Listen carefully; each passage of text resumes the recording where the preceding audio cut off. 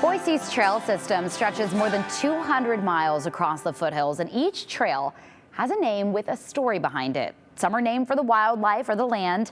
Others are named just for fun. In tonight's Exploring Idaho, Abby Wilt shows us how those trail names come to life. Every one of Boise's trails has a story behind it. Some might be named for wildlife, others for geography, and others just for a good laugh. We decided to come out and see what exactly these trails that we use every day are named after. 230 miles of trails. Well, I'll hike up here and then go up the Sidewinder. So I'm usually out for quite a while.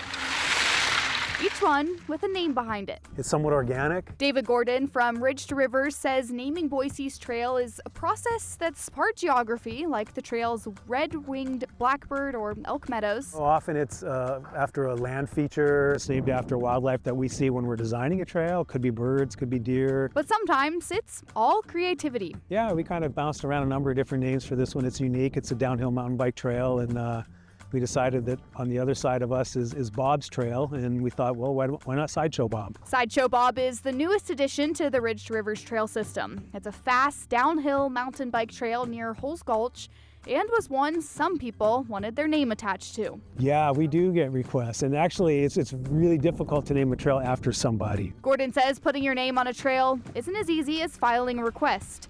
He says a person has to have significant history with the City of Trees or make a hefty donation. In the case of Freddie's Stack Rock Trail, Fred Allman donated $1 million for that parcel of land, so that was obviously pretty significant. But it's a lot harder to get a trail with your name on it. Ridge to Rivers also tried letting the public name the trail.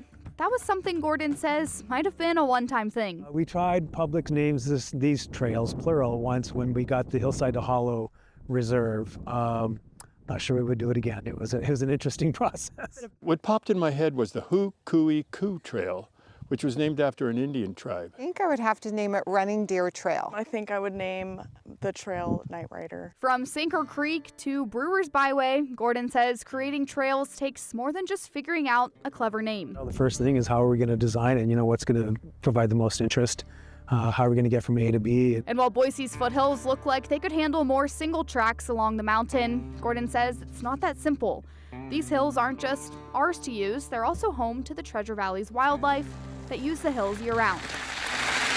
And so we can't just keep cutting up their habitat. So it's actually, that's one of the big things we look at. If a new trail is going to come on board, what's the impact going to be to the wildlife, to maybe some sensitive plant species. But with Boise's foothills just 10 minutes out of town. And it's beautiful, and you don't feel like you're next to a big city. Gordon says the trails, with unique names included, are what makes the City of Trees so special. The opportunity to get out here and enjoy yourself on foot or on a bike or on a horse, and I just feel like you really got away from things, but your house is, minutes down the road is pretty unique. Boise's trails are usually closed from about December to March, so you only have about one more month to get out, enjoy the trails, and also check out some of these unique names while you're there. For Exploring Idaho, Abby Wilt, Idaho's News Channel 7.